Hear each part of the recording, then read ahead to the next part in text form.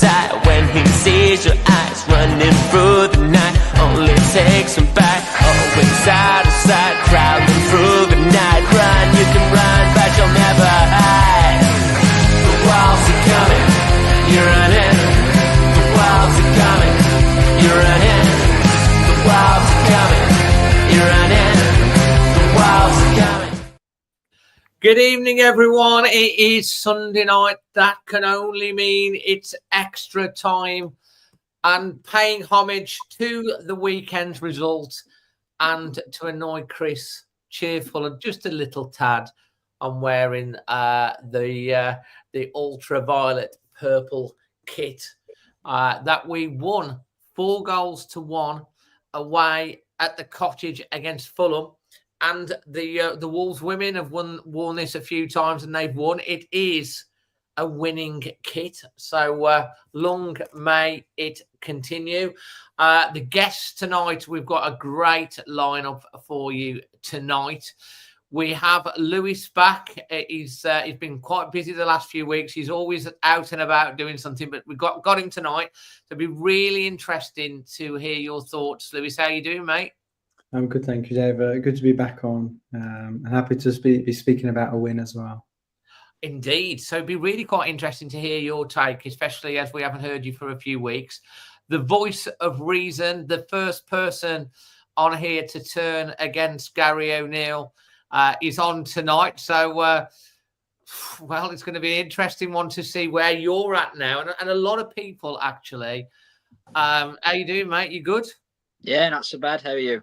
Yeah, you had a good day yesterday? We did, yeah. A much needed and much overdue proper away day, I think, with the result to go with it. So, yeah. I think it's been 9 months, I think, something like February the last time I went away. I think it was against Tottenham Hotspur. Yeah.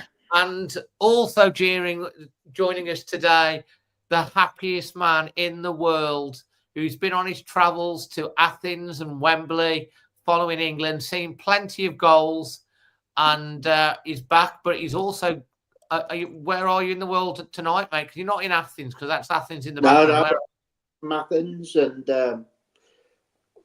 that was then came back to watch England play Ireland last Sunday, and I was at home yesterday, watched the game, and then this morning I got on a flight to Germany. And then another flight to Estonia, so that's where I currently am. So you're in Estonia. So yes, absolutely fantastic. And guys, listen, we've got nearly 300 watching live across. We're across Facebook, we're across Twitter X, we're across YouTube as well. And thank you for joining us. Please head over to the YouTube channel, hit that subscribe button, and join in the conversation as well. And we've got a lot to talk about tonight. Obviously, we're going to be talking about all the points from the weekend's action, that 4-1 win. I was really interested, actually, because if you're a member of this channel, if you're actually a Always Wolves team member, and you become you've joined the channel, there is a private members chat, and I do find I was looking at it during the first half, and it was a meltdown. It's like the end of everything's doom and gloom, and by the end it was like fair play. But it's interesting on how a game of football can change your emotions before you even kick off to when you finish. Because when I saw the team, I think like a lot of us were like, oh my God, it's like we've got one defender on the pitch. What we're going to do? And then we win 4-1, and it's funny how it all works out. So, yeah, we're going to be talking all about. We're going to be also asking how good is Matheus Cunha as well. How amazing is he? I've got a little story to share with you if you've not seen on social as well during the show. We're going to asking your questions, and at the end, so if you've got any questions, make sure you save them up, and we will be looking ahead to Bournemouth. Now, look, before we get started, I do have to say, as always, a massive big thank you to the guys and gals over at Creation Wolf. support the channel, power and extra time, delivering the industry's latest and most advanced digital solutions. They take your brand, and they've got 3 or 4 companies who have, since they've seen them on here, have joined up with them, and digital capabilities to the next level. You can find them on creationwolf.com, and the link is in the description below this. But I'll say I know there's 3 or 4 companies that have, since they've seen them on here, are now working with them, and they're helping them get highly ranked in the digital world. So, yeah, you know, lots to get stuck into. I've got a bit of a skip in my step. Jack, talk me through, first of all, you were there yesterday. Yeah. Talk through your day and your emotions, just as a fan going to the game, and how you were all the way through going to the game, your initial thoughts, the team coming out, how you were feeling then, the start of it, the Cunha equaliser, the second half, and after. Just talk everyone through that roller coaster, mate. I was going to use the word roller coaster. I think that kind of sums it up quite well, doesn't it? I mean, I think going into the game, because of the situation we're in, every game is really important now. And I think we all sort of accepted that Fulham are on a good run, and they've obviously got some very good players. But it was a game that we needed to get something from. There's no more excuses. There's no more sort of, oh, it was a free hit, oh, it was this. We needed to get a result. So going into the game, you kind of felt, you know, you were hoping that we could do that. You see the team come out and you kind of go, oh my word, because we knew sort of before the game that there was doubts over Dawson and Bueno. Obviously neither of those are even on the bench, and you're suddenly looking and you're trying to, we weren't quite at the ground by that point at sort of 1:45. So we were sort of sat there trying to work out, is it a 3? Is it Semedo in the back 3? Is it Lamina? Is it Rodrigo at wing back? We couldn't quite see how we were going to line up. And I think we kind of carried that confusion and uncertainty into the first half, because I thought, I mean, the word I've written to describe our first half was iffy. And I think that's probably been a little bit kind, because we were very sort of all over the place without the ball. There was no sort of structure, really. We were sort of hoping that Fulham fluffed their lines a little bit when they attacked. You know, Jimenez missed that great chance, didn't he? Which, you know, the Jimenez of old would have took that away for 2 yards fun. out. I think it took a slight kick off. I think it was Lamina on the way through. I think it slightly changed the trajectory, and that meant he fortunately missed. But it didn't take him very long to get that goal afterwards. Anyway, I thought exactly. And first goal that they scored, obviously, Ryan, who I thought had a good game after that, he lost the ball. I thought young Rodrigo probably should have done better with clearing it. A little bit deep in the frying pan, shall we say, was a bit muscled out. And then, of course, you know, they do the old one. They say, like, if you've got a defender in it, curl it round the defender. The keeper's on. I mean, it was a great goal for the first one, but a couple of mistakes and you get punished, don't you? Yeah, exactly. And I think kind of the story of our season, isn't it? You know, we make a lot of individual errors, particularly at the back. And there's always a lack of sort of cohesion at times, you know, sort of particularly sort of someone will go and press, but someone won't follow it up. And so there'll just be a gap in behind for teams to sort of play a 1-2 around. And that happened quite a bit sort of down that right-hand side first half. Robinson and I've forgotten who it was down on the left wing for Fulham, but they were kind of getting in quite a lot. Great equaliser by us. I mean, you know, the ball from Lamina, I don't think it's quite got the credit it deserves, to be quite honest. If you follow your American football, it's like a quarterback that's thrown it into the dead zone. I mean, that was one of the advantages, I suppose, of Lamina playing in that playing at the back. Cunha made the run and he literally put it right over his shoulder, but the world-class control and finish after that was insane. Yeah, exactly. And I think actually, in fairness, let's be fair, all 5 goals in the game were very high quality in terms of the quality of the finish, the quality of the build-up play. So, yeah, I mean, if you were a neutral with your 150 quid ticket at Fulham, you'd be getting good value for your goals there. But at half-time, you're kind of sitting there thinking, we haven't been great, but we're still in the game at 1-1. if we get the next goal here, let's see what happens. And lo and behold, we get it. Another great bit of football into play. Bellegarde, who continues to be a complete enigma, doesn't he? I mean, there was 2 or 3 times yesterday he beat about 5 players.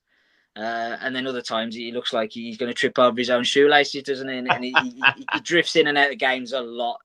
But he picked up a nice pocket of space, found Cunha into Gomez. Great, sort of very composed finish. And I think Fulham completely panicked. I think Silva made all his 5 subs within about 10 minutes. Yeah. He just threw everyone off his bench onto the pitch. Traore, Kearney, Wilson, just to Muniz, to try and just maybe I don't know whether because they've got quite a tricky fixture list coming up after yesterday, and whether they kind of felt, oh, we've got to win this game against Wolves because they're 19th in the table or whatever, and they just really panicked and went, oh, we're losing, what do? We just throw everyone on. But they became very disjointed, and we just grew in confidence, and we became more and more aggressive. I think Totti and Lamina just completely stepped up and just completely nicked the ball every single time, and we were on the break all the way through. Anderson went off injured, obviously, and that just completely isolated Bassi, their other centre half, and Larson was able just to completely mark him, and just so much space in the middle of the pitch then. And we the third goal is a brilliant finish by Cunha. Oh. That's pure instinct, because if you look at it, he kind of has a look up where the goal is before he even receives the ball. So the ball comes in and he just, I know exactly where that is. I know where I need to put it to beat the keeper, and it goes in, and the celebrations in the way are fantastic. You could just see it curling in from where we were to the left-hand side of the goal. It was insane, unbelievable. Yeah.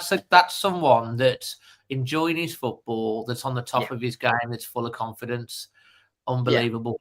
Unbelievable. And I think I know we're going to talk a little bit more about Cunha later, but I think he came from Atletico Madrid, and Simeone is very much team, isn't he? He's all about discipline and organisation, and you do your bit for your team. And I don't think Cunha really ever settled there, because he's someone that likes to be. He's a party player, isn't he? He likes the tricks. He likes to smile. He likes to have a laugh. We saw him with the ball boy and with the referee sometime. And I think we've just kind of unleashed that with him, haven't we? We've kind of given him that freedom, if you like, but also the responsibility at the same time of leading the attack. I think he's flourishing. Do you have to give Gary O'Neill credit for that, though, for being able to get that out of him? He's been talking about, in the press conference, talking about Cunha wanting to be hard on him and, talk to him and work on his defensive duties, defending from the front and all that sort of stuff as well. And, you talk about unleashing that. Do you have to give Gary O'Neill credit for that, really, how he's been playing him and how he's been getting him into these positions, yeah? Would you say? To an extent, yeah. But I think ultimately you've got a player that's got fantastic ability there. As a manager, you've just got to get him on the pitch in the right positions. Yeah. And I think O'Neill, in his credit, has kind of done that. And obviously bringing Larson in, I think, was kind of part of that, wasn't it? So that actually Cunha hasn't got to go for 50-50s, and he hasn't got to go and hold the ball up. He can actually drift into pockets, and he can sort of, run around the pitch and find those little bits of space to cause chaos. And Larson will do the donkey work and that kind of thing. So I think we've kind of got a position now where we've got a very special player, and we can now sort of build our team around him. And I think that's why we're getting the output that we are from Cunha. I think 26 goals and assists in 29 games. That they're serious numbers. They really are. If you were playing for Liverpool or Manchester City and you were producing those numbers, Sky Sports are doing hour-long specials on you. So I think we've got a real talent there, and I think we've got to make sure that he stays fit and he stays happy and healthy, and he will make the difference for us. And I think at that point, the game's done. Guedes gets a really confident finish at the end. I think that was really important. He's someone, again, I think needs to feel that love and that connection. He's kind of spent his career. He's been I don't want to use the word mercenary, because I think it's more his agent than anything. No, Maddie. Kind of pushes him around. Yeah, pushes him from club to club to club. But you saw when he scored, even Sarr came up from the other end, didn't he, to celebrate with him. So I think the players are obviously keen for him to kind of feel that connection to the club and the team. And that'll do him the world of good. And he got 3 in the League Cup earlier in the year, didn't he? But that first league goal of the season is always kind of nice to get up and running. And yeah, it was I thought second half we were very, very good. I thought we kind of took Fulham apart, really, sort of piece by piece. And obviously, again, they had a couple of opportunities. But as the game went on, you felt we were more and more likely to win it. You know what, Jack? It was like I was saying, like, to people around us. I was like, even at 2-1, I was saying we're gonna. Well, I feel like we're running this. We can get more goals, and we did. And the fourth goal, I felt like Fulham gave up because they were pressing it. If you watch that goal back, I watched it back, and two of their players stopped running back. You know, and we have a 5-on-2, and Geddes finishes it. And it's obviously the away end. Someone said in the chat, and we're going to come on to Lewis and then Chris in a bit. Someone said in the chat, and you were there, Jack. The fans again, the Wolves fans were absolutely magnificent because at 1-1, that Wolverhampton Wanderer didn't stop for about 10 minutes, and he kept getting louder and louder and louder and louder, and that's got to feed into the players on the pitch that the fans are with us. And it was really great. The away fans especially have been absolutely brilliant this year, all the way through. And also you got to tip your cap as well, because when Raul went off, obviously for Raul, he can't sit in the Fulham dugout and do all of that, I'm guessing, because obviously he's in a Fulham shirt. But it was interesting that, and he can't really put it out on his social media, but it was interesting that Daniela did on her Instagram. She put a note out. Thank you for the love. And I think it was great for Raul because obviously he never really had that proper send-off that he would have wanted.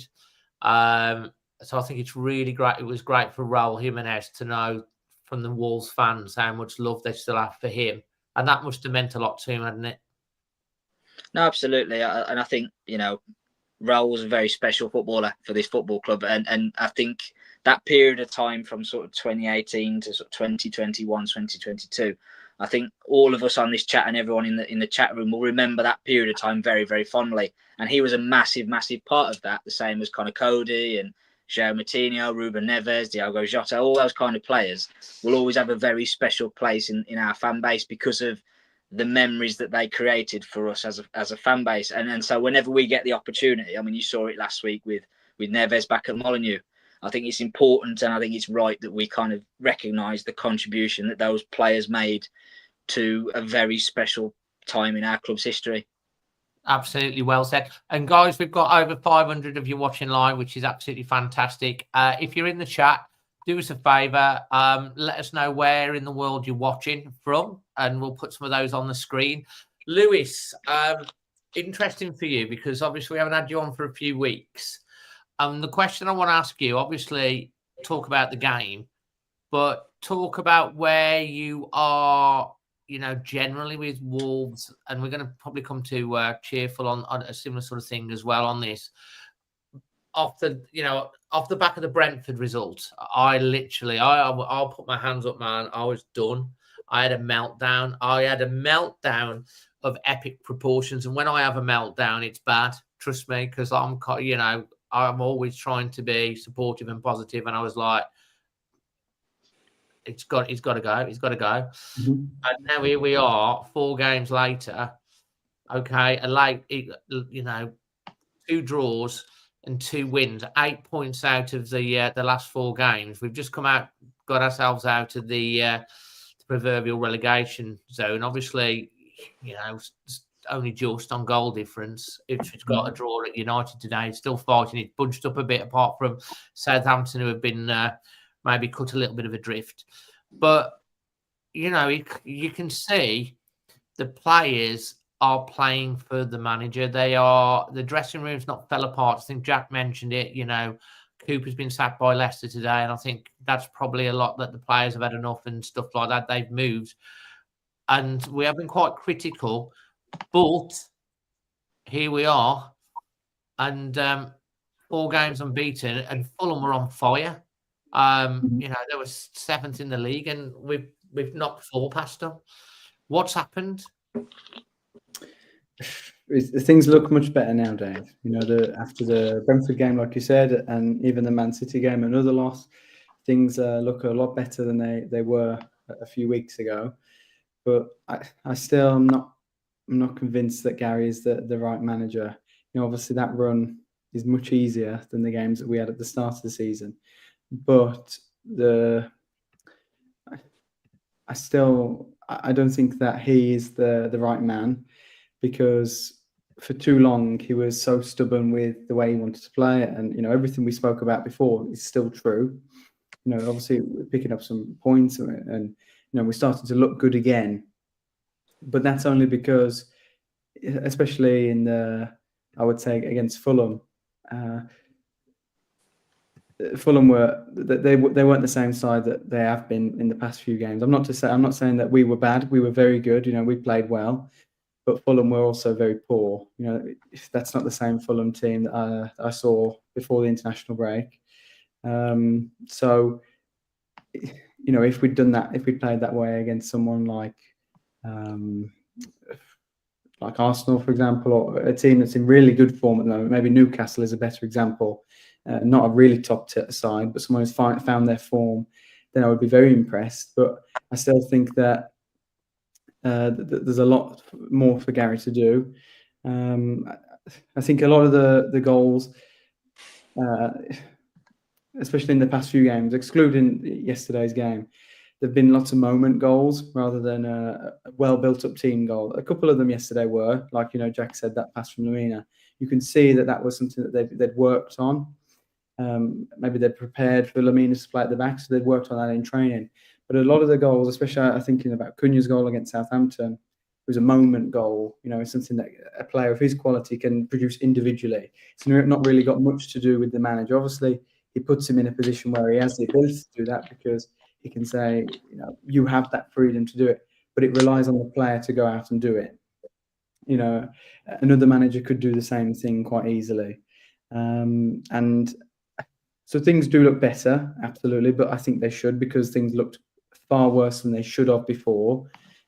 We're out of the relegation zone at the moment, which is a good place to be. We can now start to kick on. But what I would say, Dave, is I'm quite concerned because, as I said, the run has looked better for us in the past few weeks. But beyond it, probably Leicester on the 22nd, the run turns really tough again. I mean, we have Man United, Tottenham, Forest, Newcastle, Chelsea, Arsenal, Villa, Liverpool.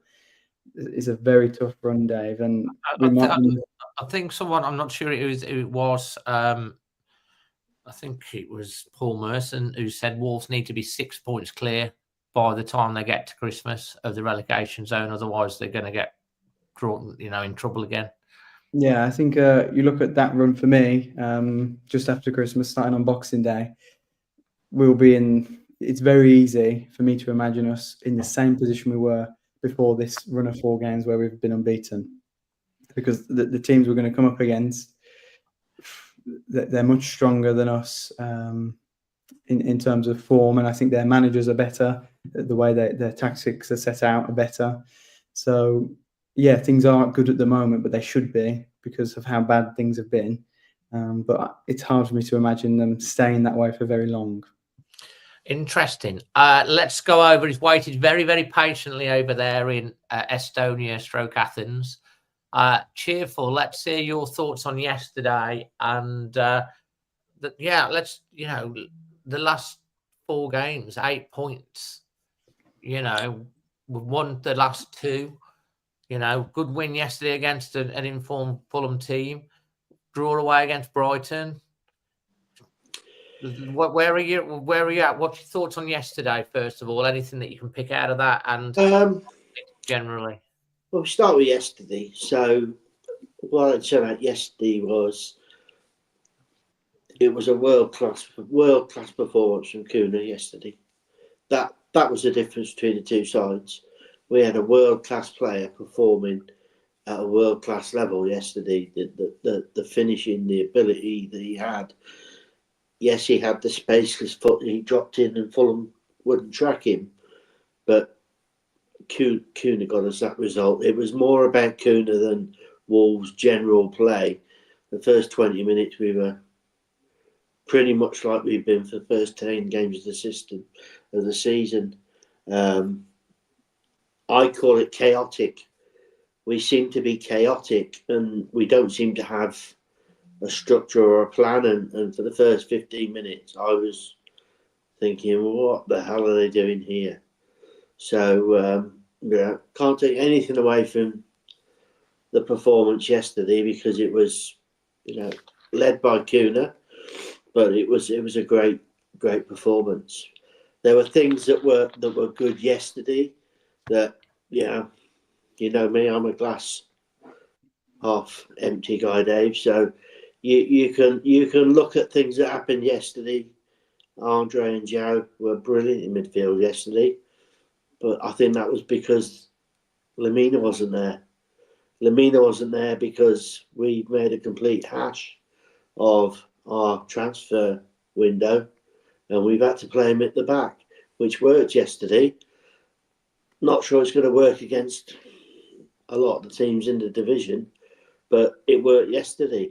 So everybody can say, yeah, Gary's done really well, but I look at things a little bit differently. I look at Aït-Nouri losing the ball again, which led to a goal.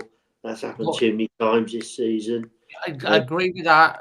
Obviously, he led the goal, but like Aït-Nouri, that far post clearance that he got in, he knocked it, I don't know whether it was just after he scored, there's a ball across that he reached it. Defensively, he was there. No, I agree with that, Dave, but, he keeps making the same mistake, and the manager's there to stop him making that mistake. The manager to be saying, look, you can't go in there, and you can't run into blind alleys with the ball in midfield and lose the ball. And teams must be waiting for him to do it. Show him inside, jump on him, and we were open. And that's what I want to see eradicated. I want the player to stop doing it. I want the manager to stop doing it.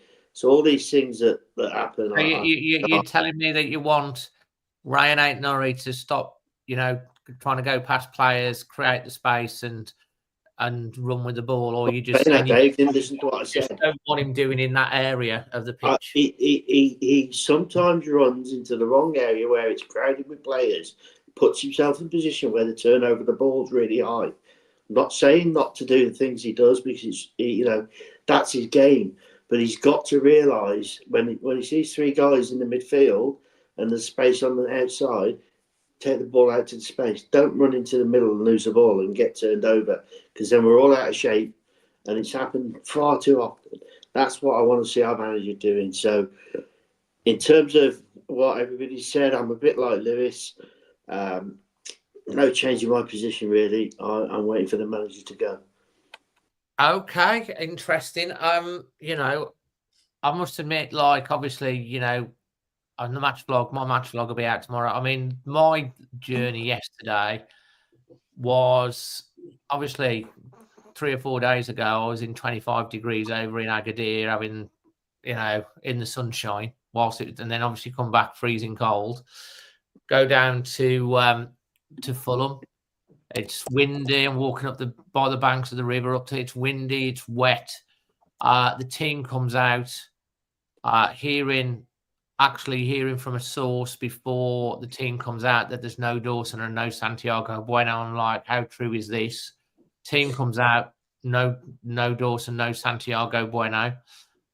You've got Lamina playing at the back with Totti, and you're just thinking, just like you, as we've said a long time, they really, in my opinion, didn't prepare properly for anything that could happen with the defence, because only having 4 fit senior centre backs, Dawson coming back from an injury, we needed an extra centre back. They had the chance to get it on deadline day, but obviously it didn't happen.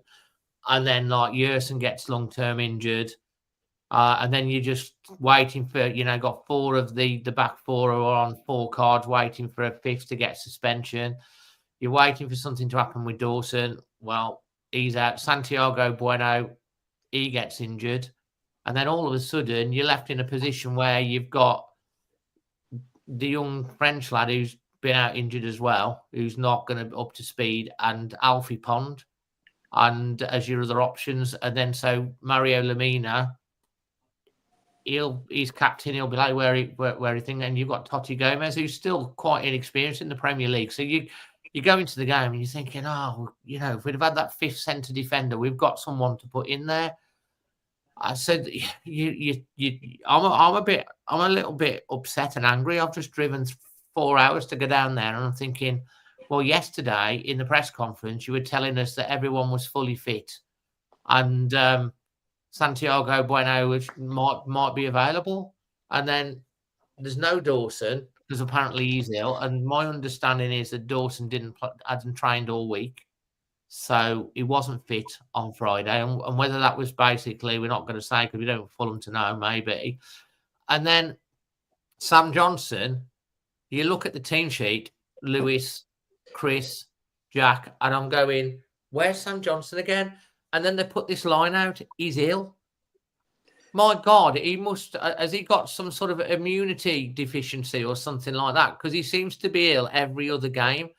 Dave, I've heard that Sam Johnson has fell out with Gary O'Neill. I don't know whether that's true or not, but that's what Where have you heard that from? I've just seen rumours. Rumours, but that's what I'd heard. I mean, the other thing that was weighing me up a little bit about that, all around that, after the match yesterday, he went on to say that Totti is our only left back. That's what he said. I don't know. I am really done with the guy. I just can't. Every time he says something in the press conference, it just sends me off because I just can't be. And the other thing I didn't mention there is that's the first time we've seen Ricardo Gomez have a real run this season after the friendlies that we had. I think he come on a couple of games and then was a little bit lost. I think he was a little bit lost in the first half, but he got better and stronger as the game went on, I thought. But he's only going to get unlost if we give him game time, and I think he's more improved. I'm watching Bellegarde. God knows how many games this season. Who, Jack was very polite in what he said about him, but I think I don't mind Bellegarde. I mean, I know he gets a bit of stick. He seems to be the new favourite person for people to have a pop at. But he's not my favourite. Still ain't where he had about 4 players around him. And he battled and came out with the ball. And then there's other points where he just seems to lose it. But, obviously he's doing something right in training. The Sam Johnson thing is the thing that really, really, I just think, I don't buy that Sam Johnson's ill. I can buy it once, maybe twice. But this is the 3rd time that he's like, oh, he's ill. To me, and they're not going to say it because they're going to come up with a reason and something like that. To me, I think Sam Johnson is severely peed off because he was number 2 at Palace on the bench, couldn't get his place back because Henderson got in. Wolves have come in for him and gone, you're going to be our number 1, probably. Sar's kicked off about it, probably because he disappeared for a bit. And let's face it, Sar's level's gone up since Sam Johnson's come in. Sam Johnson whatever. What has happened with Sar, though, Dave, and I don't know whether it's because we've tried it with Johnson, it's just been an equal disaster. We're kicking the ball a lot longer from goal kick. And we're not doing the short stuff all the time now. And I don't know if that is something the managers decided. Well, I think with things like that, you have to mix it up because if you're too predictable. But back on to Johnson, and I think maybe he's a bit peeved because he's back in the same position now because Sar's got the shirt and rightly keeping it, in my opinion, because he's played well. And I think Sam Johnson's may have got the hump and have said something, and he, Bentley's back on the bench again where he likes to be. I mean, Jack, what's your take on that? And Lewis? I reckon that when Johnson was brought in, the club were fully expecting Sarr to leave.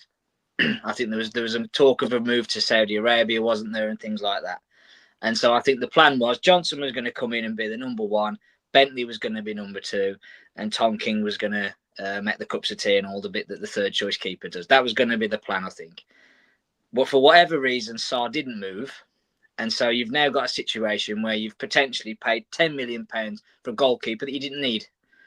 And so they played Johnson to begin with, and Gary O'Neill came up with this sort of spun this web of stories of, oh, I know who my number one is, but I'm not going to tell you who it is. The players know who the number one is, but we don't need to make it public. Johnson then got injured. Sarr came in against Manchester City and was fantastic. And I think O'Neill's probably come to the realisation that Sarr is probably a better goalkeeper than Johnson. And so you've now got a situation where you've brought a goalkeeper in to be number one and you're not going to give him the minutes that you promised him. And so if I was Johnson, I'd be a little bit miffed, because I think part of the reason that he left Crystal Palace was that he wanted to be a number one and potentially get into the England squad and all those kind of things. And he's now not getting that at a club he's moved to. And it also brings into question again the transfer window, because, you know, you spent £10 million on Johnson. And again, that £10 million could have brought a centre half that we so desperately needed, could have gone towards this, that and the other. So, yeah, I think, again, we've kind of shot ourselves in the foot and created a problem that didn't need to be created at all. Yeah. Lewis, what's your take or anything you might know on this? I can understand Johnston being unhappy, but he should be more professional about it. He's a professional player. If you're not being picked and you don't like it, you train harder and you get better. I don't think his attitude is good there, but I understand why he'd be annoyed if that's what the club have told him, that he's going to be the number one. But I think we don't know that, but I think his expectation probably. Yeah, but if you sign a goalkeeper of Johnston's level, Dave, he's not coming to sit on the bench. So for me, the Johnston deal is really a good example of Matt Hobbs and the recruitment team's poor planning and reactive transfer policy, and that we've seen a lot. Well, they've come out publicly, kind of. Well, I'll say they haven't come out publicly, but I think Percy Bomb from the Telegraph. And when it comes from there, there's obviously stuff that's been leaked to the team saying that, you know, they are going to go in for a defender in January, which is no surprise. Everyone can see that. The big thing for me is, we all know it should have happened in July. In August, we had 6 weeks when Kilman, it should have happened. They gambled, basically, and the gamble hasn't paid off. And you don't gamble with things like that. We look what happened to our forwards last year, and you know, you've only got to have a couple of injuries and suspensions, and you're in trouble. So that's why you need at least 4. Yeah, you can have a younger one, but it's tough. In terms of centre backs, they don't really start hitting their peak until sort of mid to late 20s. Totti Gomez is doing great. He's still only a young lad. So look, he's a left back though, Dave. Yeah, if you're going to bring in this centre back, I very much hope that centre back is already lined up, because there's no point bringing this centre back in on January the 31st and then he's got to settle in, and then by then you're in the end of February. It needs to happen in the first week of January so that the guy can come in, because you need him to be available for these games, and it needs to be someone that's going to come in that's going to be ready. Premier League. This is the thing, Dave. For me, the whether we do sign a centre back on January 1st or in the first week or so, that will tell me a lot about Matt Hobbs. I'll be able to make my opinion even stronger, or maybe I should reconsider my opinion, because I think that when the kind of money that we need to spend, maybe 10 to 15 million pound, folks, and they don't make a knee-jerk reaction with that. That's going to be prepared. Okay, we need to outlay that money. So Matt Hobbs and his team will know whether that money is available or not. It won't come to 11 o'clock on January the 31st and then folks will release that money. They'll know. So if the defender doesn't come in until the 28th, 29th of January, well, that's really poor, because they've had all the time in the world to plan and decide who they want. Whereas if the defender comes in the first week, then that's good. It's a good sign to me that Matt Hobbs is starting to have a better plan and a better idea. But I will be surprised if there is that defender in the first week, based off what I've seen from Matt so far. The thing is, they're probably going to have to pay the money, aren't they, to get him in? That's why folks will know that they will have to spend that money, Dave. That they're not going to decide in the last hour of the window, let's spend 15 million. It's too big of an amount of money to just decide then. That they will know now. So then Matt Hobbs should be planning now with that money. But let's see if he does.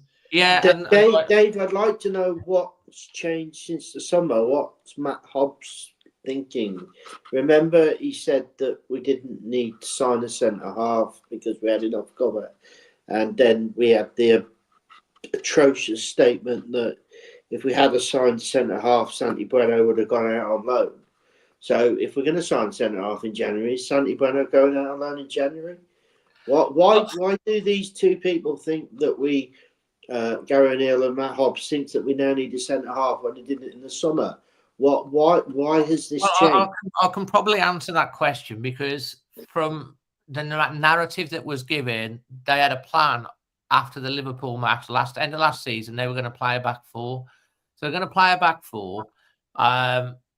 Obviously, Yersa Mascara is a really, really good player. He's very talented, and if he's fully fit, I think he's thinking. But and what they've said is right. Well, if we've got two senior defenders and we're playing a back four, then we only need two in thing. But we don't know. No Premier League team has more than four, but we know Villa have six, and there's others. Dave, I get that. But finish what I'm saying. But to me, you needed 5 because you've got to take into account what happens if someone gets seriously injured, what happens if we get a couple of injuries, what happens if we get suspensions, what happens if we don't want to play a back four and want to play a back three, So that's why you needed 5, and that's why, to me, I just can't understand why that wasn't obvious. But now they're obviously realising, well, maybe we should have done that, and yeah. But if you go from now till what he said yesterday, that Totti is a left back, so Totti cannot be one of the people he considered to be a centre half.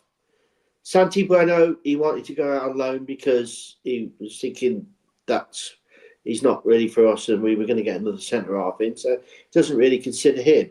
So we only got Dawson and Mascara. Well, Totti's played centre half many times, and I think he can play left back. I consider him a centre back. I don't consider him a left back. He's a good player. And Santiago Bueno is, if you're a Uruguayan defender, Uruguayan defenders international defenders tend to be pretty damn good. And Santiago Bueno has done nothing wrong for me.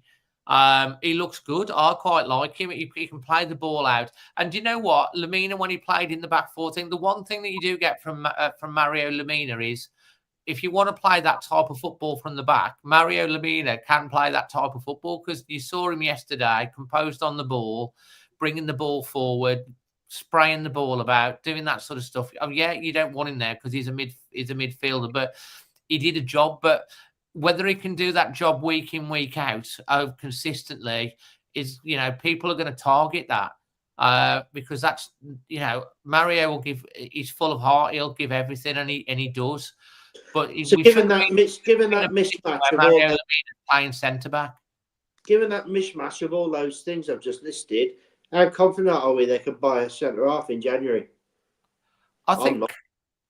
I am actually. I mean, I know Matt Hobbs getting some stick this summer because of. I'm rightly. You got to be critical because of what's happened, and also the letting sort of Hugo Bueno go out on loan to Feyenoord, and he's been smashing it up, and now Barcelona are interested in him. Now there'll be a player who come back. Obviously, we would use up until this summer window. I thought Matt Hobbs has done generally quite a good job. He got us through. He got us through the stuff with the FFP and PSR.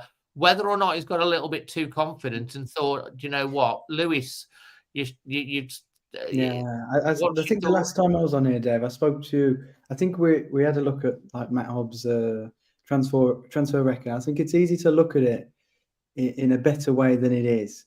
Obviously, the first window he had was the January window when Lopetegui come in. Yeah, Lopetegui was somebody who kind of picked his players himself. I think a lot of for me, I know that Matt Hobbs is somebody who looked at João Gomez a lot, and he should take a lot of credit because he's a very good player. Yeah. But apart from that, I think everybody else who was signed in that window, Lopetegui chose himself, like Cunha, Sarabia. I'm trying to think about Dawson, Lamina. Maybe Lamina was a Matt Hobbs. So it's not all his work, but there was some good work there. Yeah.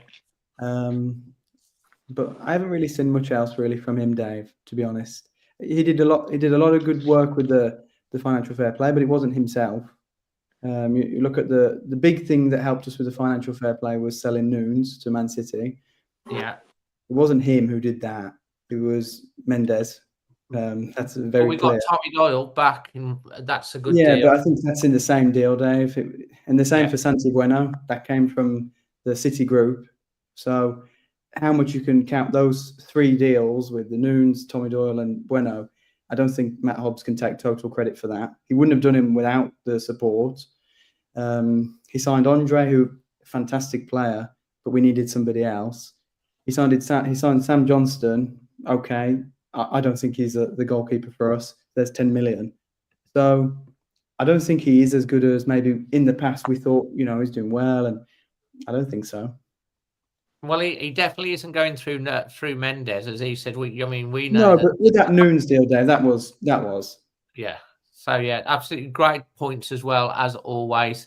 So yeah, so like you say, it's kind of like Gary's been kind of under a lot of pressure with the results, and he's been teetering and waiting to see what happens. And I think on the Gary O'Neill thing and on the Matt Hobbs thing, Gary O'Neill, he's got himself out of the hole temporarily for now, because we've got 8 points with 4 games unbeaten. We've got Bournemouth at home next week. The Bournemouth fan that we had on originally, and you guys have all touched this, said that Gary O'Neill relies on. It's what the Bournemouth fan said. He relies on his players having moments of brilliance to win games and points, and you can kind of see that argument, but. Fair play. He's got the players do seem to be fighting for him. So where I am with Gary O'Neill right now is like I was really like done, but for me, I can't be saying right now. And if you're the board, you're thinking, well, we've stuck with him. We've been believing in him. We've got 2 draws and 2 wins. I think it's kind of like it's the pendulum swung, or the gonometer has. Fancats like to say has swung back the other way a little bit, and it's what happens next. When we play Bournemouth next week, do we beat Bournemouth? And then who we got after Bournemouth? Everton. Yeah. So if we continue this momentum, I mean, people. I was laughing about it.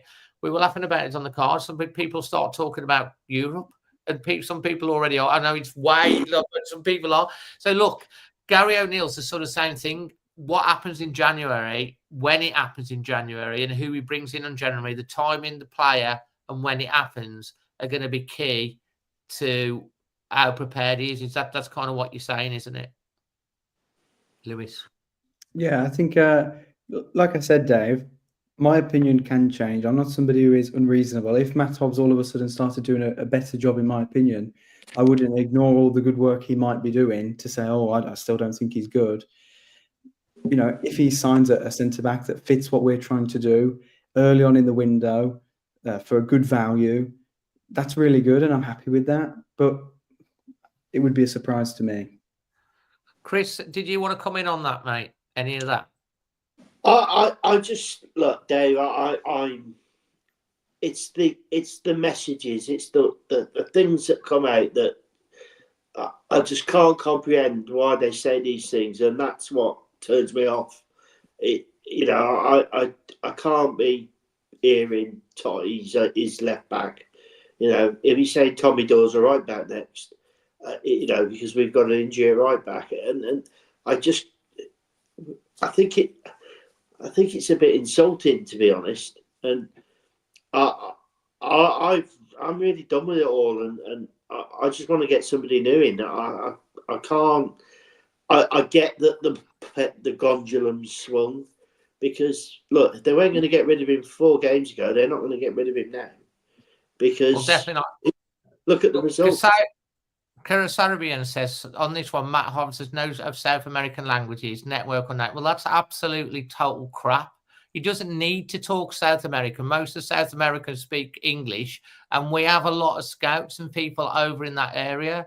So, like, Wolves do have a network, and to be honest, the South American market is something that Wolves have been clearly targeting.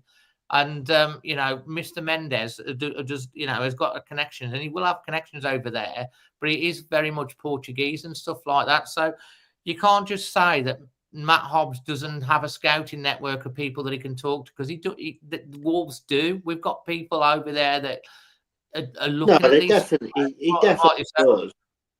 We've definitely got very, very strong links now and scouting and a strong scouting network over in that part of the world. You know, Andre was looked out by other people. We've got in and stolen him there and got him.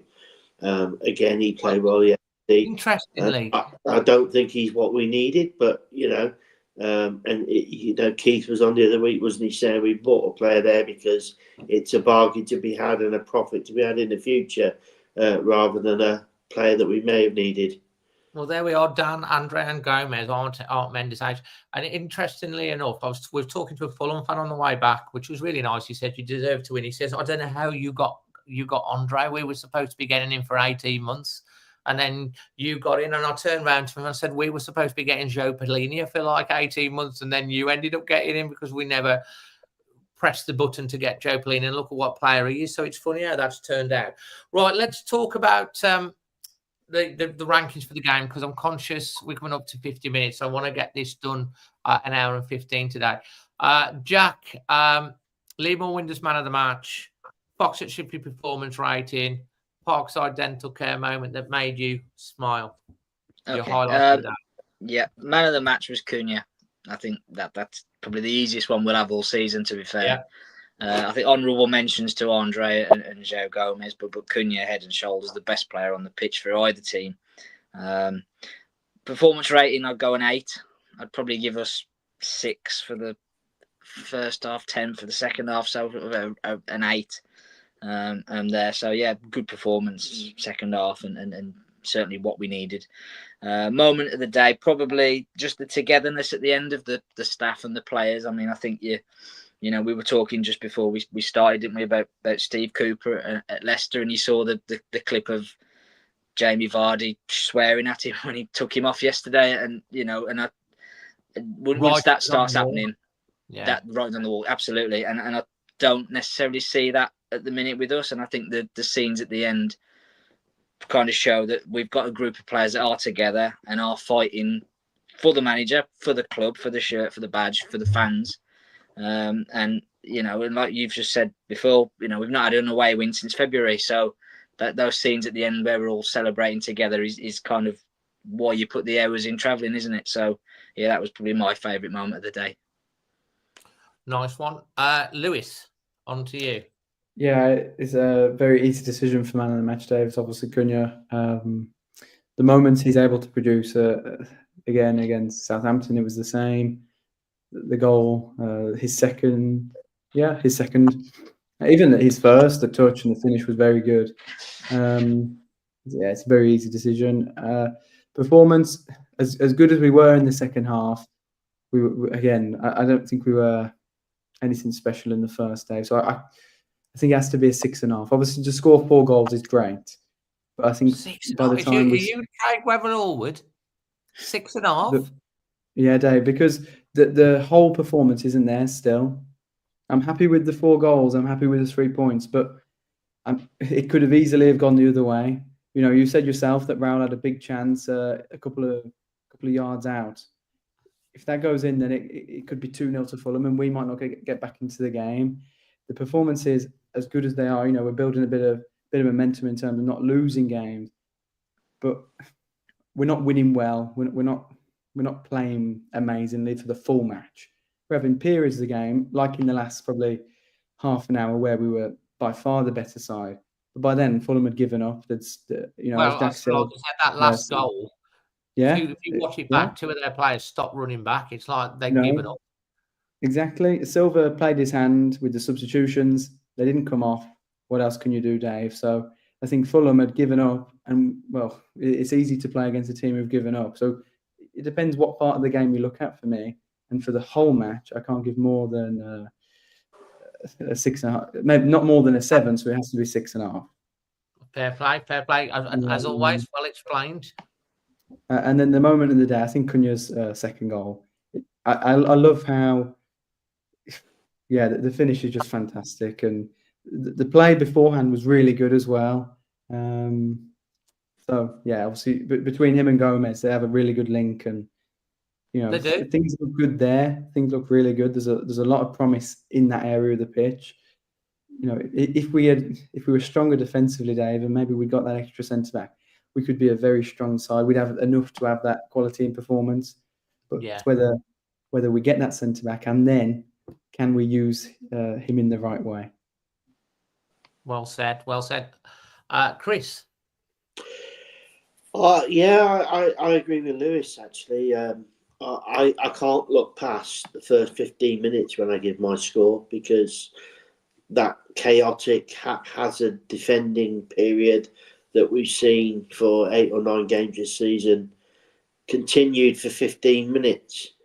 Dave, if you can't score in a game of football, you can't win, but you also don't necessarily lose. And if you can't defend and you let goals in, you'll never win a game. And it worries me that we are so, Lewis is right. We could have been 2-0 down in that game. And it's you say that about 2-0 down. I can't really go with the 2-0 down. If Rel scores, it's 1-0, but then the pattern of play after that just changes. So that second goal that other goal doesn't happen, because you go back to the centre spot and you start a new phase of pace. So you could say that if Rel hadn't missed, we wouldn't have scored 4. I mean, that's just. But we were vulnerable in that first 15 minutes, and yes, it was fantastic, and we did all well, and it's not good defending, and while we still have period in games like that, we're going to be up against it. We're making the games hard for us. So if we can eradicate that, then I'll give it a better score. But I'll give it a 7. A 7, yeah. I guess you're going with Cunha, man of the match. Yeah, I mean, like I said, it was a world-class performance for me. If you'd have had Lionel Messi playing for us yesterday, he would have that had the same kind of, it was world-class. You needed a player of that ability to do that yesterday, and he's going to be getting back in the Brazil side, I think, and our problem is going to be retaining his services, I think, if he carries on the way he is. Well, that's a very, very good point. And your moment of the day for you? I didn't say that, did I? I didn't say we're perfect for 90 minutes, we're bad. I'm saying we're creating a mountain and molehill. Some of these people on here, Dave, are just unbelievable. Parkside man of the moment. Actually, away from the physical match, my moment was watching a very good friend of ours having a mental breakdown because his technology failed on the watch along. Oh, you want about Jason? It was comedy gold for 25 minutes and only helped by Bia Moretti. It was quite funny. Tell you what, that's what we like. We do like a little bit of entertainment on the channel. We do like to make a bit of laugh, and even if things go wrong, we can make a bit of fun. And Jason did a great job on the watch along. Right, but we're gonna, guys, it's your turn to put questions to the panel. Before we do that, I just want to remind you that Christmas is coming up. It's coming up. And there's a link in this description below that's going to take you to a load of Wolves products. And if you use that link and always Wolves 15, you're going to get a discount off a load of Wolves products, including things like Wolves slippers. You know that people love slippers at Christmas. Got some slippers, bags, all sorts of things, caps, hats, Christmas trees. They're going to do shocking pink slippers to go with that shirt or not? Mate, I'm telling you what, look, at the end of the day, I know you hate this shirt, but we won in it, we won in it. So I'm putting it on in homage to that, you know. So fair play, you know. And we're in a bit of a purple patch. So I thought, you know what, I'll go with the purple peepery to look for tonight. So yeah. But if you do want any Christmas presents, whether it doesn't matter whether you support Wolves or not, anything on the site, use alwayswolves15. You get a link and they'll send it across to you. But get on it before everything sells out, because the Gnome sold out last year. So yeah, I just want to tell you my moment of the day. Apart from like the win and everything else, a little story, a little ditty. So we're doing the reaction after the game. Me, Boston Brian, and Daredevil Dan. We're behind the thing in Fulham. We're doing it, and if you haven't watched it, watch it. Cunha's family come walking by.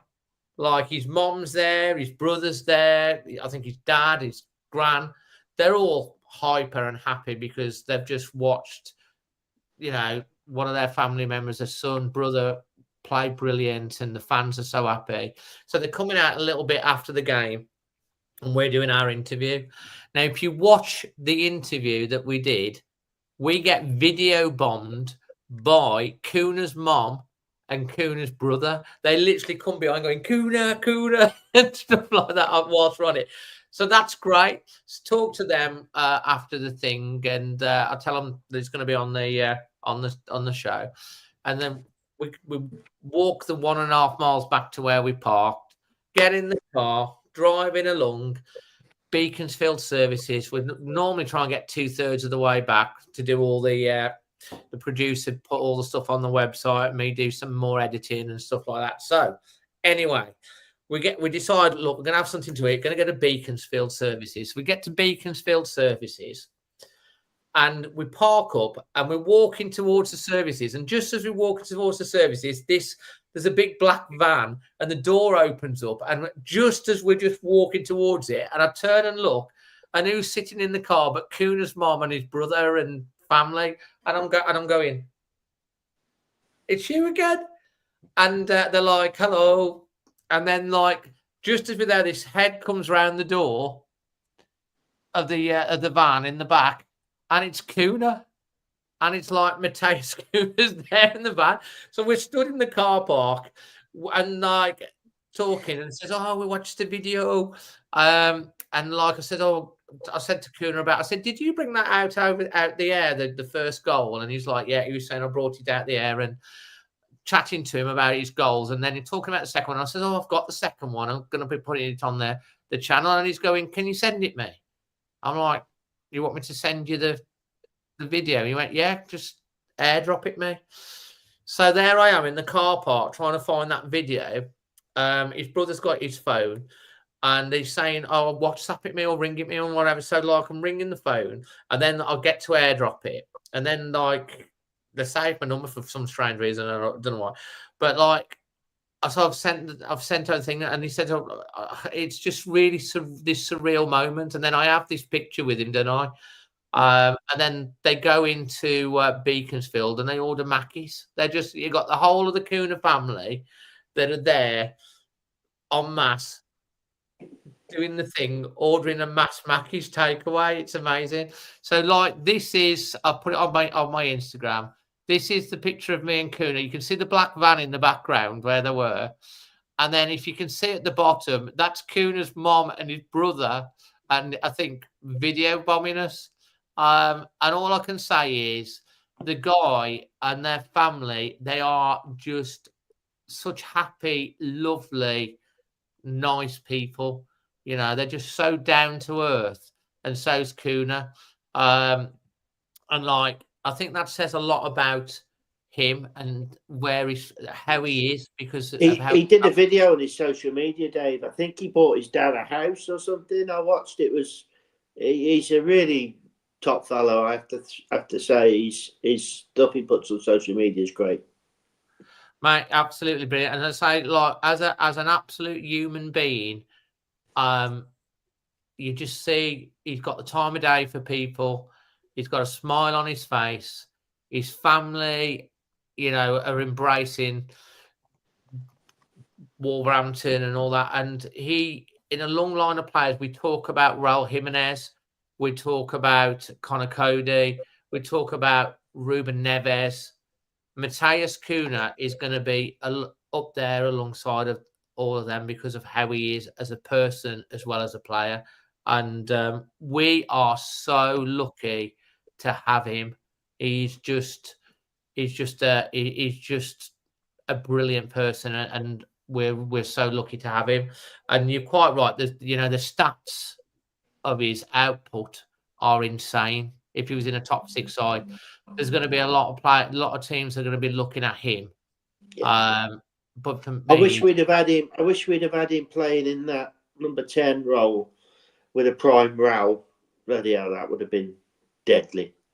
Oh, can you imagine? And like Joe said, the clip of him, he's sitting on, when they come off, Yeah. he's sitting on the side chatting to the ball boy. This Be is the type interesting of what player that he is. doing. Yeah.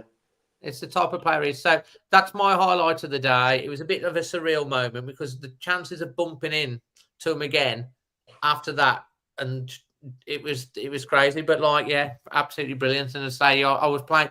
He was sitting there. I was playing him his goal from within the fans, and then he wanted it and stuff like that. So absolutely brilliant. If you haven't seen the goal, it's on the channel. Just look. Check it out. Watch it from within the fans. The match vlog will be up tomorrow night. An absolutely top guy. So if you've got any questions for us, now's the time to ask before we finish. We've got the last 5 minutes. And like I said, good story. It was a great story, to be honest. And have we got any questions? Top 10. I'm not top 10. You put top 10 at 28 to 1. Well, be nice if we could do. That would be nice. I'm just looking for it. Sorry. Yeah, after it was just topped off the day. 4 unbeaten, 8 points. Well, it'll turn the corner. Let's hope we can. I think it is important. I think I read somewhere, Dave, just to focus on defensively again. I think we've scored something similar to Arsenal and Liverpool this year. Just let the think in, and we're third from bottom, fourth from bottom. We're fourth from bottom. Shows you where our problem is. Yeah. Question for the panel. Okay, right now, Carl's asking, what position do you see the team being in before Christmas? Jack, Lewis, Chris, quick answers on that. 16th. 16th by Christmas. Yeah. Okay. Lewis.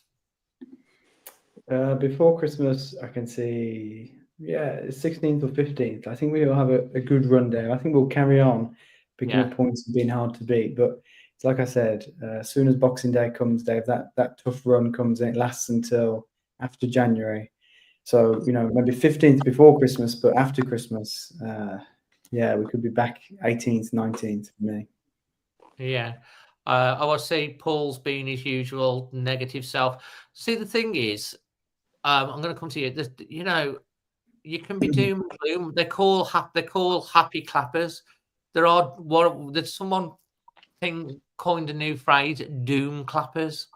Doom clappers. It's like, if you can't be happy after a win, it's like, just get over yourself, get a life, stop being so sad. You can still be critical and have things, but not about the panel, not about some of the negativity I've come in the thing. I just think I feel really sad for some people. I really do. They just got nothing better to do than moan. Chris, for you. Well, Dave, you did pour scorn on me when I said I didn't see us winning a game till Crystal Palace, Southampton, and I was proved right.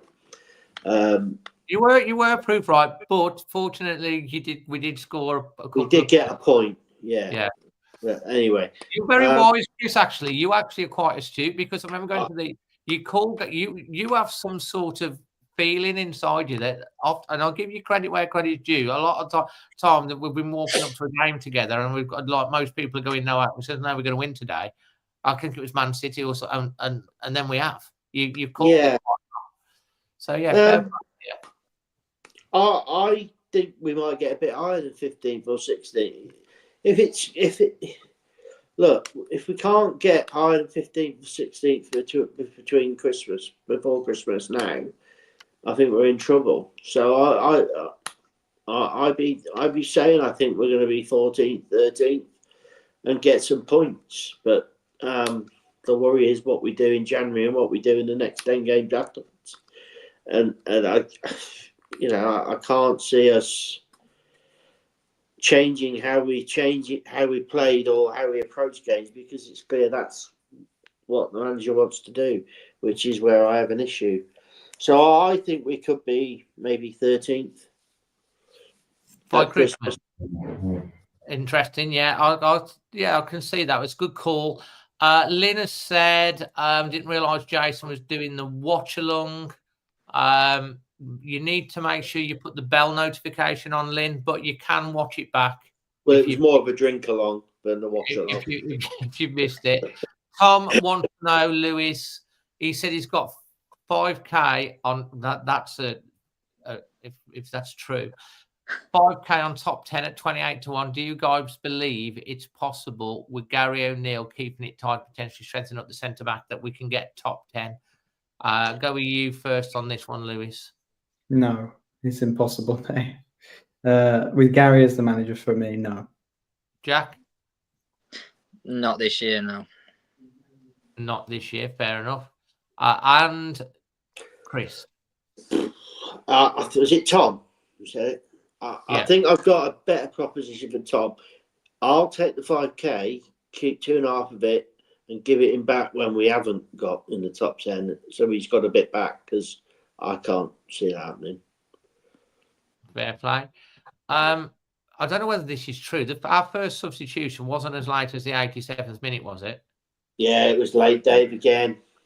We never changed. So the question is, do you think it's a concern that, Lewis, you can go first, that our first substitution of the game was in the 87th minute? It is concerning for me, Dave, because there's 3 chances to make 5 subs. And if you can, I remember when they were thinking about introducing the 5 sub rule, and Chris Wilder was at Sheffield, and he was saying, look, this is a really bad idea, because the better sides who have better players, on their bench, will have a huge advantage. And I agreed with him. I think it's, I remember Jurgen Klopp, he was saying that won't happen, and it wasn't for the reason of trying to improve the game. Substitutions change the games. They really can. And when we can't make a substitution until the 87th minute because our best 11 is on the pitch and that's it, that is a concern, because we are disadvantaging ourselves. If we, maybe Gary will say in the press, and the club might say, well, we didn't need to make a sub before the 87th. If you give Gary 5 players who he believed would make an impact on the game and said, do you want them on your bench? He'd say, yes. I want them on the bench so I can bring them on earlier.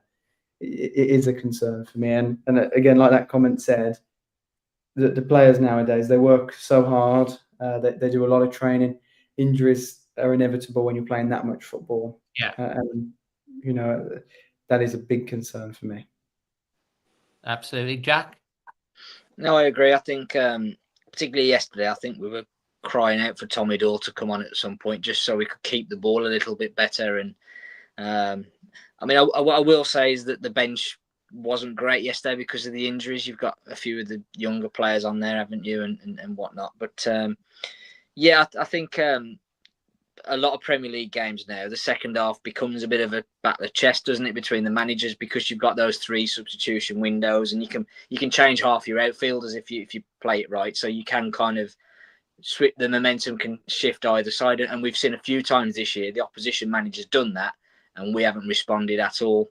And I think that's something that if O'Neill is going to continue as our manager, he's got to improve in terms of being proactive, but also seeing what the other managers are going to do and then changing it to counteract it and cause them problems.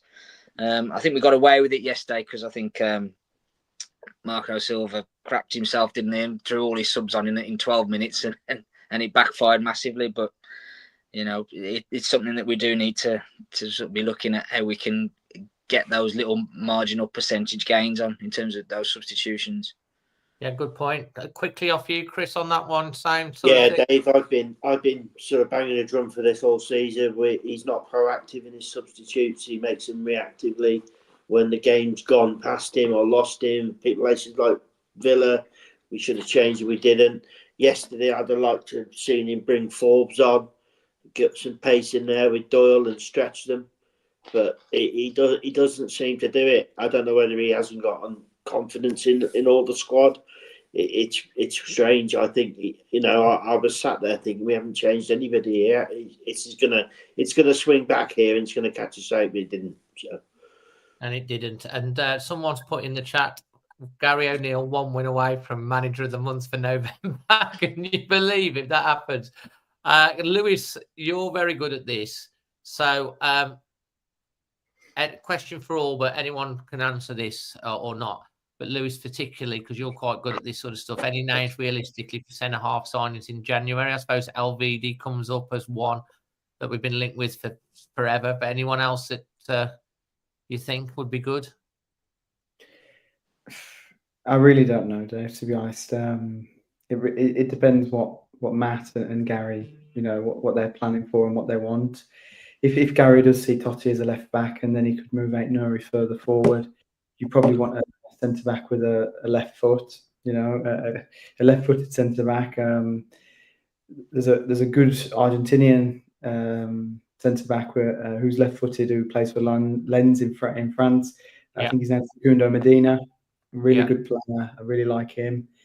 But if Gary decides, maybe he's going to stick with the 5 and Totti's best position is, in my opinion, wide left centre back, then you probably don't need that left-footed centre back. You prefer someone with the right foot. I really don't know, Dave, to be honest, this time. This is something that I'm really struggling with. I'm looking at it, and because I don't see the direction they're going in, what they actually want, it's hard for me to think of, who could fit that gap. So, no, I wouldn't be able to give you a name, unfortunately. Question for Jack. This is from Tom again. Don't know if you've been watching, but Fabio is starting to shine. Obviously, he made his Portugal full debut. Do you guys think, this is for Jack, we can get the bulk of the 35 million if he continues this form? He did score again yesterday, apparently.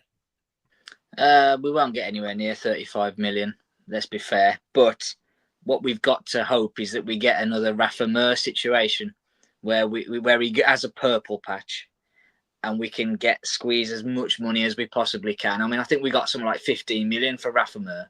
Yeah. And the one time he played for us was away on a windy night in Barnsley and he was absolutely dreadful. And how on earth Seville gave us 15 million, I'll never know. But that's kind of what we've got to hope, is that he'd go somewhere like Las Palmas or wherever, has an amazing season, and someone out there goes, I'll give you 15 million, 20 million for that guy. And we go, thank you very much. And that's what you've got to do. I don't see he's got a future with us at all. I think there's been far too much under the bridge, if you like, in terms of his relationship with the supporters and different bits and pieces. So it is a case of hoping, really, in the club's interest, that he continues to score goals, because someone will take a punt on him and give us some money. Absolutely. I think JS96 says, asking, is there a recall clause on Hugo Bueno? I don't believe there is. So no, sadly. Why? I don't know. Brian has come up with a statement of the night. I know who won't get Manager of the Month, Pep Guardiola. And by the way, Manchester City, welcome to our world. 5 defeats in a row. I honestly can't say that it makes me cry, because it's like they don't know it's like. They're almost, if you've ever seen Stranger Things, they've been tipped into the underworld. It's like, maybe this is a sign of things. We'll have a manager swap if they're up for it. Well, yeah, they could sack Pep and we can have Pep. Okay. Final question of the night. This is to the panel, because obviously all of you are pretty. I haven't quite asked you, Jack, so we'll go with you first. What would it take, Jack, to start with, for you to change your mind on Ghana? Or is there nothing that will do that? Because you were very adamantly he's going to go, but I never really got to the thing where you at now. after the last 4 games? Chris and Lewis have still cheerio. Yeah, it's difficult because I was sort of saying this to my friends yesterday. Getting rid of Gary is probably the easy bit. It's who you replace him with. And if there was a candidate out there that was available and willing to come in that I thought would improve us, I'd do it like that. Despite the fact that we're unbeaten in 4, I'd still make the change. And I've been critical of O'Neill.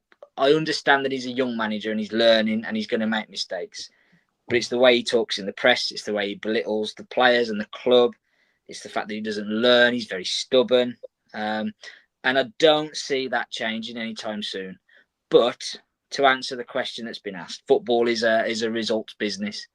And if the results continue in the upward trend that they are at the minute, then he's going to continue in the job, isn't he? And as a Wolves fan, I want Gary O'Neill to do well because that means that my team is doing well. So you have to judge it game by game on the results. I mean, there's still a long way back, I think. There's still a long way back. A long way back. Yeah. Lewis, and then Chris. This is the final question of the evening. What would it take for you to change your position to go, no, we need to keep him? You know, like I said when I was talking about Matt Hobbs, Dave, for me, I'm very reasonable. And if things change, then my opinions change. And I always look at Arteta at Arsenal. So they appointed him at the end of 2019. And, you know, just after the pandemic, many Arsenal fans were very... they wanted him gone. Big time. Yeah. You know, and now, I know this season isn't going exactly to plan for them, but the past 2 years, they've been a fantastic team. And it's because of him, you know, Arteta and the work that the recruitment team have done, you know, so things can change. You know, from where they thought they were to where they have been, you know, that's definitely can change. And my opinion can too. But I just have to see more from Gary because it's as if sometimes with Gary that what he wants is too one-dimensional. And that can be okay when it works. But then I think, you know, this was something that Nuno always used to say in the press conferences, and even if you'd speak to him, solutions and adapt. He just doesn't seem to want to do that. So then if your plan suddenly faces an issue and you're not willing to find a solution, you're going to persist with it. What you're going to do, you're going to just continue to struggle. And that's exactly what we did for so long, Dave, at the start of the season. Then all of a sudden he changed to 5 at the back. We're back winning games. He needs to be more flexible and less, this is my way and it's going to work, otherwise I'm going to leave. You know, that's okay. There's a place for having an idea and trying to stick to it. But you need to find the solutions. And for too long, he didn't.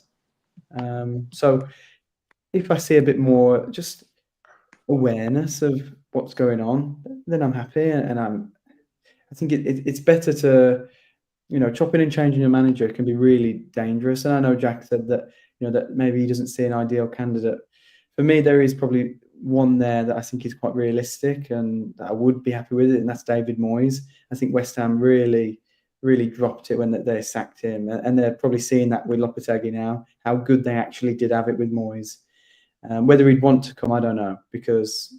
Well, he might go Leicester.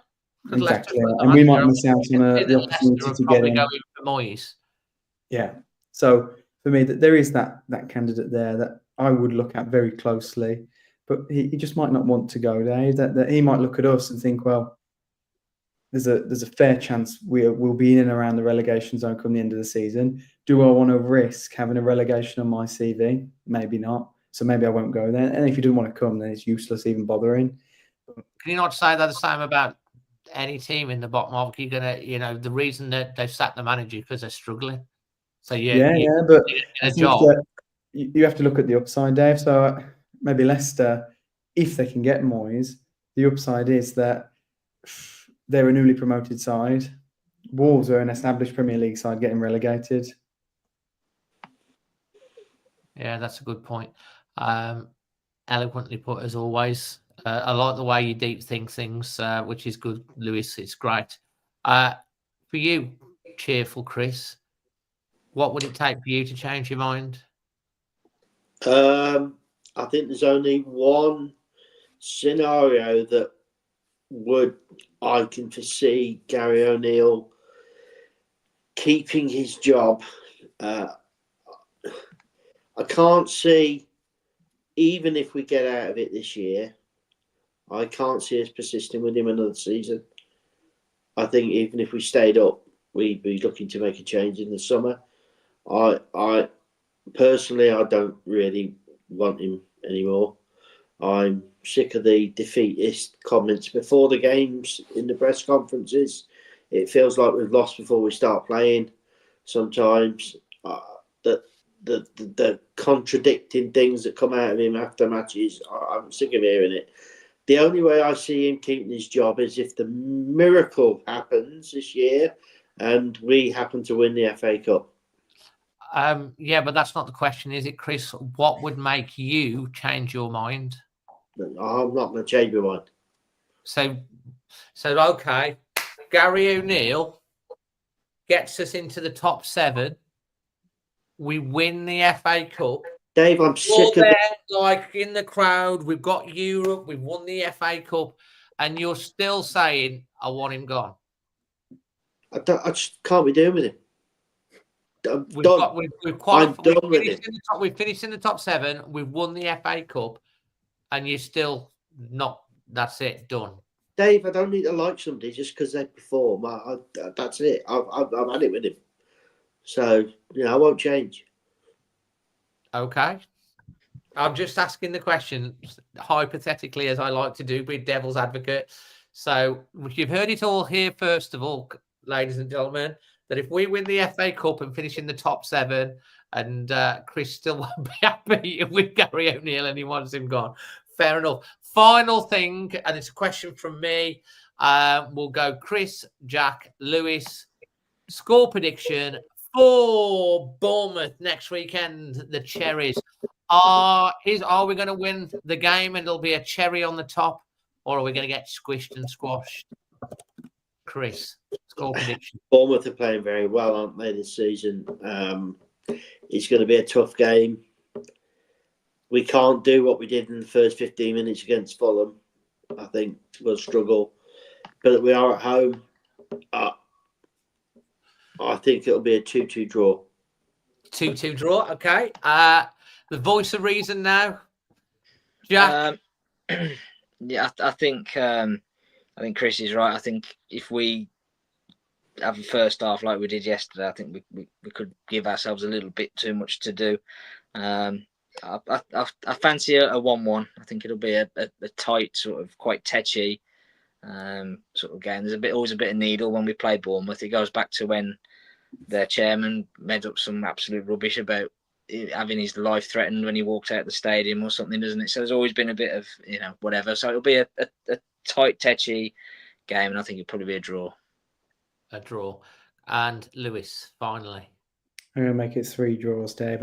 I think it'll be a high scoring game, maybe 4, maybe 6 goals, 2-2, 3-3. I don't see us winning. Yeah, I don't see us winning, Dave. I think Bournemouth are probably in a bit of a similar position to us, really, in terms of they're really good going forward, but I think they can struggle a bit defensively. I know they played, they beat Man City, which is really good, but everyone's beating Man City at the moment. Yeah, it's like they're the whipping boys of the division, Man City. Yeah, so I think at Bournemouth, I just had a quick look over their results, and they can score. I think only a few games they haven't scored against Arsenal, Chelsea, and Liverpool. But generally they're quite loose at the back. So bit like us then. Exactly, yeah. Entertaining.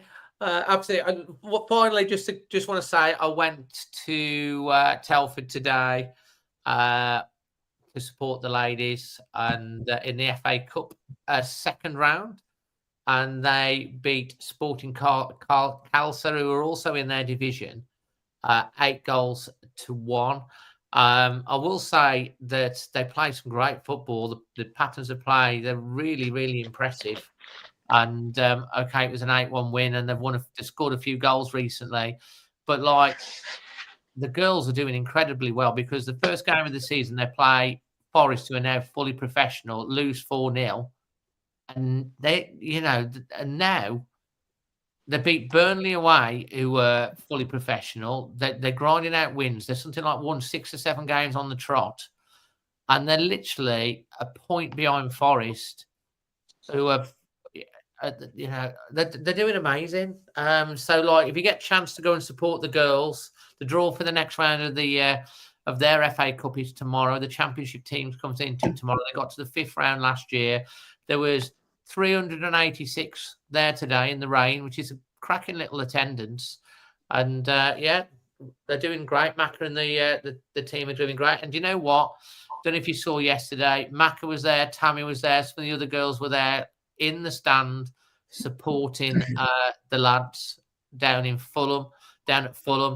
And Beth Mead scored a direct free kick as well today from outside the which was great. It was really good. So all the best to them, and let's hope that they can finally get promoted this year. And Jeff, if you're watching, Jeff, put some money into the girls as well. Only $1 million, so they can compete on a level playing field, invest, and good things happen. And did Greengrass score, Dave? Charlotte Greengrass. I'm not. Did Charlotte score? Yeah, she scored. Amber, you scored too as well. She's good. Yeah, they're good. Destiny Toussaint scored a couple as well. So all the if you actually were there because we were reporting on it. If you go onto the Always Wolves Twitter X, all of the goals apart from the last one, which happened straight after the 7th one, you can see all of the goals. Anyway, Chris, Jack, Lewis, all the lovely people, all the nice people in the chat. We've got over 700 watching. Take a second to hit that like if you've enjoyed it. We're trying to get to 35,000 followers before the end of the year over here. We're currently on 34,690. So if you're not subscribed, hit that subscribe button, help us out, hit the bell notification. And until the next one, which will be next Sunday, extra time, from all of us, always Wolves. Always Wolves. Wolves.